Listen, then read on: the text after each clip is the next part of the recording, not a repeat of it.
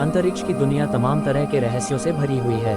कभी किसी एस्टेरॉइड के धरती की ओर बढ़ने से खतरा सामने आ जाता है, तो कभी कोई नया तारा वैज्ञानिकों की नज़र में आ जाता है। वैज्ञानिकों का मानना है कि ब्रह्मांड में ऐसे हजारों ग्रह और उल्कापिंड हैं, जो कई बार धरती के नज़दीक से गुजर चुके हैं। डायनासोर की प्रजाति का अंत भी एक बहुत बड़े एस्टेरॉइड के धरती से टकराने से हुआ था।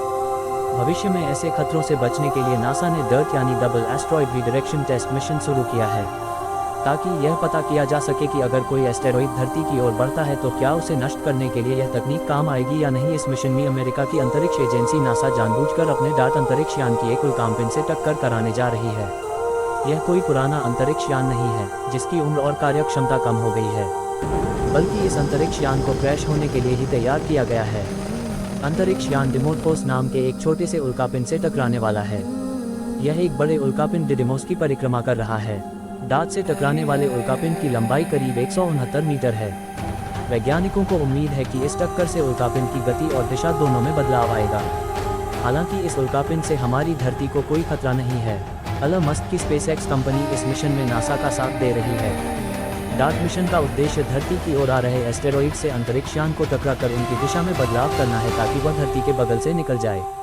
नासा के वैज्ञानिकों के अनुसार 24,000 किमी प्रति घंटे की रफ्तार से उनका अंतरिक्ष यान डिडीमोस एस्टेरॉइड से टकराएगा, लेकिन वह सितंबर में ही उस एस्टेरॉइड के आसपास पहुंच जाएगा।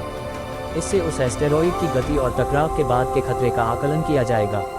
वैज्ञानिकों का ऐसा मानना है कि इस टक्कर से मूनलेट की गति में परिवर्तन होगा और इसी के साथ बड़े एस्टेरॉइड के चारों ओर ऑर्बिट पीरियड में कई मिनट तक का बदलाव भी दिखेगा। डार्ट मिशन का खर्च क्या है? नासा का यह मिशन $69 मिलियन यानी 499 करोड़ रुपए से ज्यादा का है।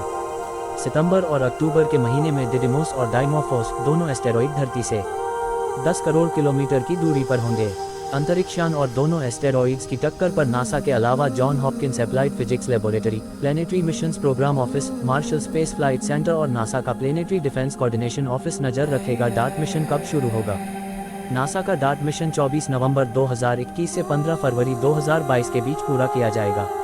इससे पहले इस मिशन को 21 जुलाई से 24 अगस्त के बीच लॉन्च किया जाना था।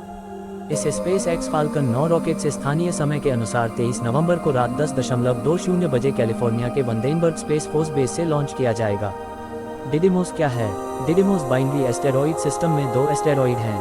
बड़ा वाला एस्टेरॉइड 2540 फीट चौड़ा है, इसे डिडीमोस बुलाते हैं, जबकि छोटे एस्टेरॉइड को डाइमोर्फोस बुलाते हैं। यह 540 फीट चौड़ा है। डिडीमोस was discovered on the 11th of April 1996 by the University of Arizona Steward Observatories, a lunar and planetary laboratories spacewatch survey using its 0.9-meter telescope at Kitt Peak National Observatory in Arizona, United States.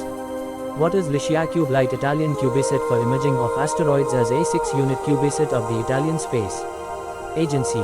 LICIACube is a part of the Double Asteroid Redirection Test Mission and is built to carry out observational analysis of the Didymos asteroid binary system after DARTS impact। दोस्तों, आपको हमारी ये video कैसी लगी comment करके जरूर बताना और इस तरह की नई वीडियो के लिए चैनल को सब्सक्राइब करें।